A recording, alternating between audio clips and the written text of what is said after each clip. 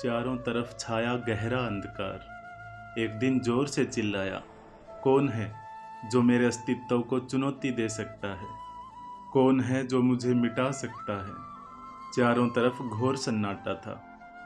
कुछ देर बाद सन्नाटे को चीरता हुआ एक प्यारा सा छोटा सा दिया धीमी सी आवाज में कहता है, मैं हूं ना, मैं करूंगा इस अंधकार को दूर।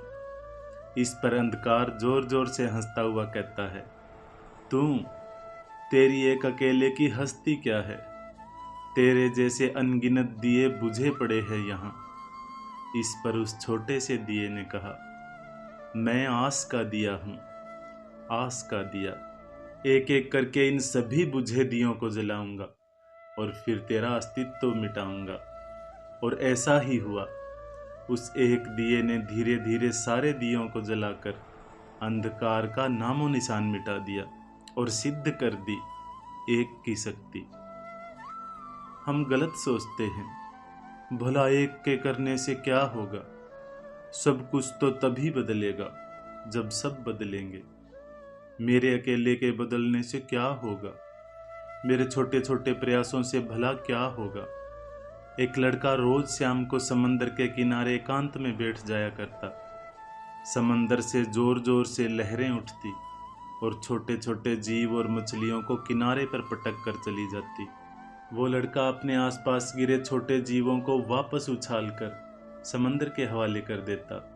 अगली लहर फिर से कुछ जीवों को किनारे पर ले आती। लड़का कुछ को वापस फेंक देता। जब तक वो वहां बैठता ये सिलसिला चलता रहता। आसपास से गुजरने वाले लोग हंसते थे उस पर, कुछ तो पागल भी कहते थे, पगला है ये। वहीं से गुजरने वाले एक व्यक्ति को उसके लिए पागल शब्द सुनकर अच्छा नहीं लगा। उसने उस लड़के के पास जाकर कहा, जानते हो, सब तुम्हें पागल कहते हैं, तुम्हें बुरा नहीं लगता? आखिर क्यों करते हो ये? इस पर उस लड़के ने कहा, समंदर की बेदर्द लहरें छोटे छोटे जीवों को किनारे पर छोड़कर चली जाती हैं। अगर लहर इन्हें साथ ना ले जाए तो ये यहीं मर जाएंगे।